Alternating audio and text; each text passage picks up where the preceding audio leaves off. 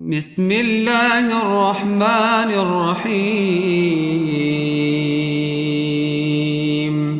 شروع اللہ کا نام لے کر جو بڑا مہربان نہایت رحم والا ہے۔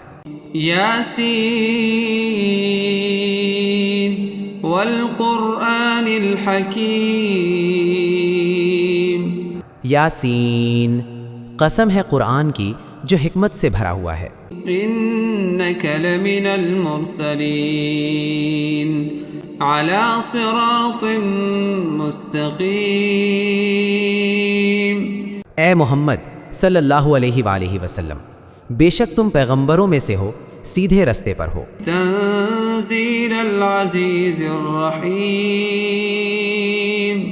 یہ قرآن غالب و مہربان کا نازل کیا ہوا ہے۔ لتنذر قوما ما انذر آباؤهم فهم غافلون۔ تاکہ تم ان لوگوں کو جن کے باپ دادا کو خبردار نہیں کیا گیا تھا خبردار کر دو کہ وہ غفلت میں پڑے ہوئے ہیں۔ لقد حق القول على أكثرهم فهم لا يؤمنون۔ ان میں سے اکثر پر اللہ کی بات پوری ہو چکی ہے، سو وہ ایمان نہیں لائیں گے۔ اِنَّا جَعَلْنَا فِي أَعْنَاقِهِمْ أَغْلَالًا فَهِيَ إِلَى الْأَذْقَانِ فَهُمْ مُقْمَحُونَ۔ ہم نے ان کی گردنوں میں طوق ڈال رکھے ہیں اور وہ ٹھوڑیوں تک پھنسے ہوئے ہیں، تو ان کی گردنیں اکڑی ہوئی ہیں۔ وَجَعَلْنَا مِن بَيْنِ أَيْدِيهِمْ سَدًّا وَمِنْ خَلْفِهِمْ سَدًّا فَأَغْشَيْنَاهُمْ فَهُمْ لَا يُبْصِرُونَ۔ اور ہم نے ان کے آگے بھی دیوار بنا دی اور ان کے پیچھے بھی، پھر ان پر پردہ ڈال دیا تو یہ دیکھ نہیں سکتے۔ وَسَوَاءٌ عَلَيْهِمْ أَأَنذَرْتَهُمْ أَمْ لَمْ تُنذِرْهُمْ لَا يُؤْمِنُونَ۔ اور تم ان کو خبردار کرو یا نہ کرو، ان کے لیے برابر ہے، یہ ایمان نہیں لائیں گے۔ انما تنذر من اتبع الذکر وخشی الرحمن بالغیب فبشره بمغفرة واجر کریم۔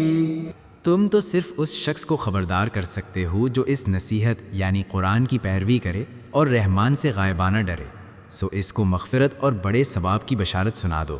انا نحن نحيي الموتى ونكتب ما قدموا وآثارهم وكل شيء احصيناه في امام مبين۔ بے شک ہم مردوں کو زندہ کریں گے اور جو کچھ وہ آگے بھیج چکے اور جو ان کے نشان پیچھے رہ گئے ہم ان کو قلم بند کر لیتے ہیں، اور ہر چیز کو ہم نے کتاب روشن یعنی لوح محفوظ میں لکھ رکھا ہے۔ واضرب لهم مثلا اصحاب القرية اذ جاءها المرسلون۔ اور ان سے گاؤں والوں کا قصہ بیان کرو جب ان کے پاس پیغمبر آئے۔ اذ ارسلنا اليهم اثنين فكذبوهما فعززنا بثالث فقالوا إنا إليكم مرسلون۔ جب ہم نے ان کی طرف دو پیغمبر بھیجے تو انہوں نے ان کو جھٹلایا، پھر ہم نے تیسرے سے تقویت دی تو انہوں نے کہا کہ ہم تمہاری طرف پیغمبر ہو کر آئے ہیں۔ قالوا ما أنتم إلا بشر مثلنا وما أنزل الرحمن من شيء إن أنتم إلا تكذبون۔ وہ بولے کہ تم اور کچھ نہیں مگر ہماری طرح کے آدمی ہو، اور رحمان نے کوئی چیز بھی نازل نہیں کی، تم محض جھوٹ بولتے ہو۔ قالوا ربنا يعلم إنا إليكم لمرسلون۔ انہوں نے کہا کہ ہمارا پروردگار جانتا ہے کہ ہم تمہاری طرف پیغام دے کر بھیجے گئے ہیں۔ وما علينا إلا البلاغ المبين۔ اور ہمارے ذمے تو صاف صاف پیغام پہنچا دینا ہے۔ اور بس۔ قالوا إنا تطيرنا بكم لئن لم تنتهوا لنرجمنكم وليمسنكم منا عذاب أليم۔ وہ بولے کہ ہم تم کو اپنے لیے منحوس سمجھتے ہیں، اگر تم باز نہ آؤگے تو ہم تمہیں سنسار کر دیں گے اور تم کو ہم سے دکھ دینے والا عذاب پہنچے گا۔ قالوا طائركم معكم أئن ذكرتم بل أنتم قوم مسرفون۔ انہوں نے کہا کہ تمہاری نحوست تمہارے ساتھ ہے، کیا اس لیے کہ تم کو نصیحت کی گئی؟ نہیں، بلکہ تم ایسے لوگ ہو جو حد سے تجاوز کر گئے ہو۔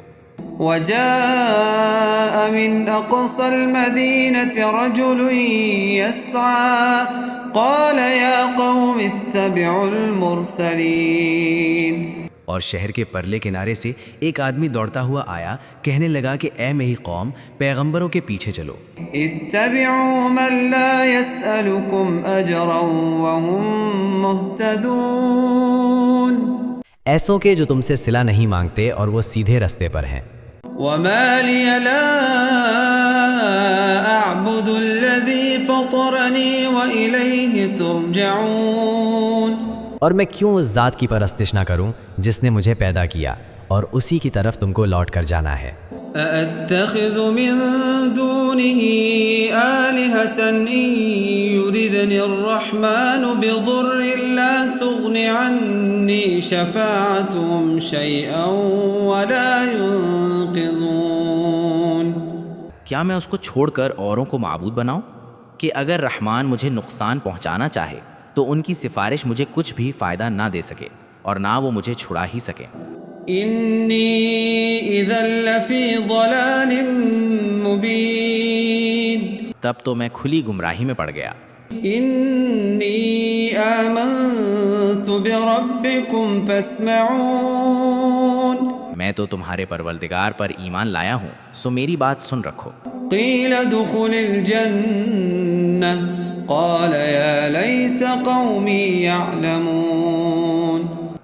حکم ہوا کہ بہشت میں داخل ہو جا، بولا کاش میری قوم کو پتہ چل جائے کہ میرے رب نے مجھے بخش دیا اور مجھے عزت والوں میں شامل کیا۔ بما غفر لي ربي وجعلني من المكرمين۔ اور ہم نے اس کے بعد اس کی قوم پر کوئی لشکر نہیں اتارا اور نہ ہم اتارنے والے تھے۔ وما أنزلنا على قومه من بعده من جند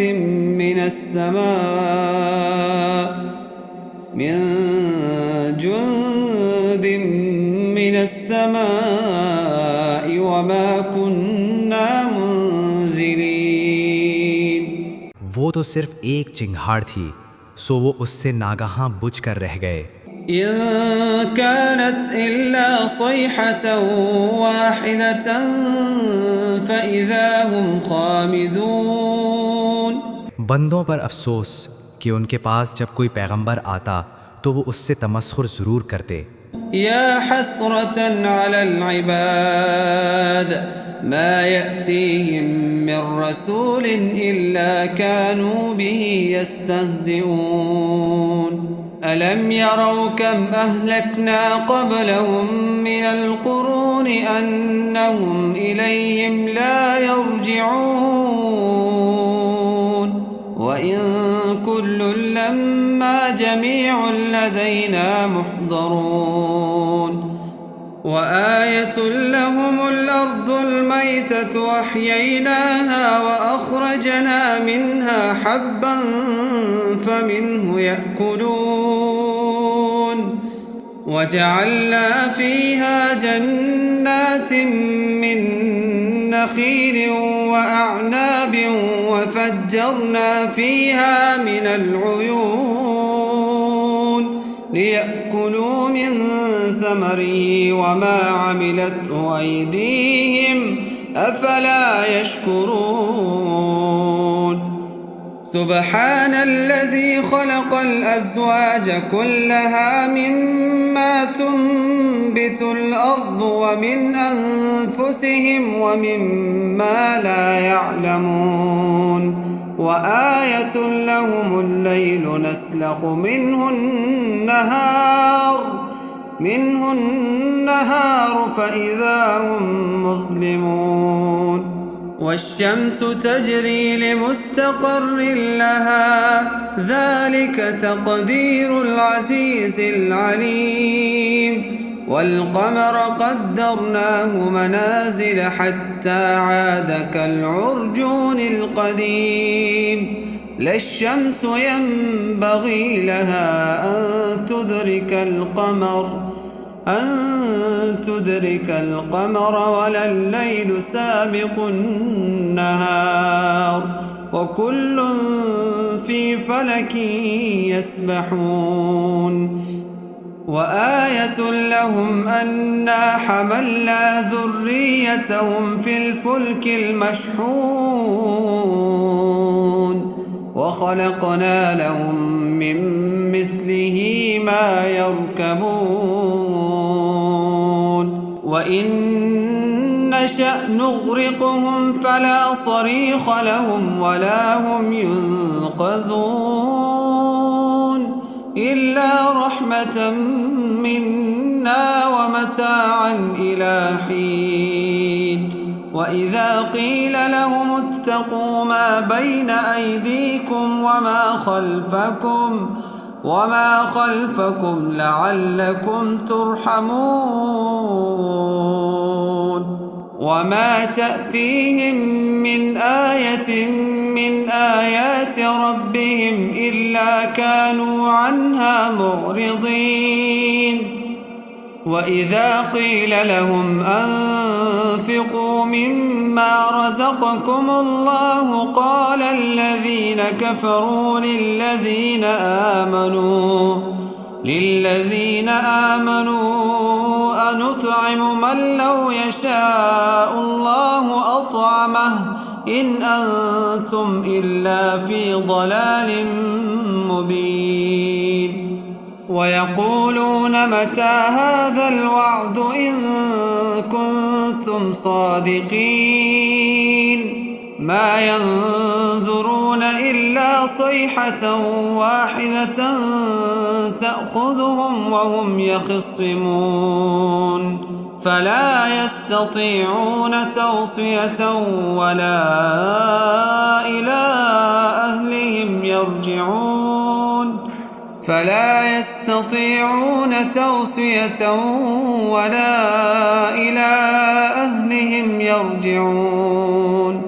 ونفخ في الصور فإذا هم من الأجداث إلى ربهم ينسلون قالوا يا ويلنا من بعثنا من مرقدنا هذا ما وعد الرحمن وصدق المرسلون إن كانت إلا صيحة واحدة فإذا هم جميع لدينا محضرون فاليوم لا تظلم نفس شيئا ولا تجزون إلا ما كنتم تعملون إن أصحاب الجنة اليوم في شغل فاكهون هم وأزواجهم في ظلال على الأرائك متكئون لهم فيها فاكهة ولهم ما يدعون سلام قولا من رب رحيم وامتازوا اليوم أيها المجرمون ألم أعهد إليكم يا بني آدم ألا تعبدوا الشيطان إنه لكم عدو مبين وأن اعبدوني هذا صراط مستقيم ولقد أضل منكم جبلا كثيرا أفلم تكونوا تعقلون هذه جهنم التي كنتم توعدون اصلوها اليوم بما كنتم تكفرون اليوم نختم على أفواههم وتكلمنا أيديهم وتشهد أرجلهم بما كانوا يكسبون ولو نشاء لطمسنا على أعينهم فاستبقوا الصراط فأنى يبصرون ولو نشاء لمسخناهم على مكانتهم فما استطاعوا مضيا ولا يرجعون ومن نعمره ننكسه في الخلق أفلا يعقلون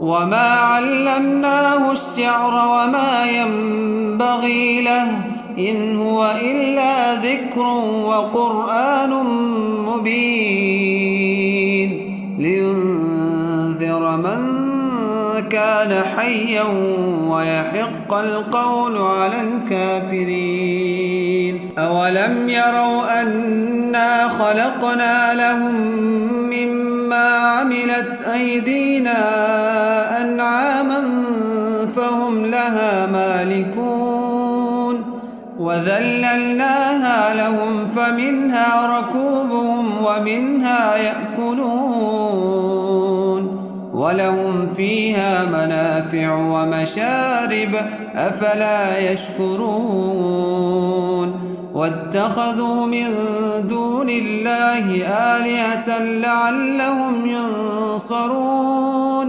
لا يستطيعون نصرهم وهم لهم جند محضرون فلا يحزنك قولهم إنا نعلم ما يسرون وما يعلنون أولم ير الإنسان أنا خلقناه من نطفة فإذا هو خصيم مبين وضرب لنا مثلا ونسي خلقه قال من يحيي العظام وهي رميم قل يحييها الذي أنشأها أول مرة وهو بكل خلق عليم الذي جعل لكم من الشجر الأخضر نارا فإذا أنتم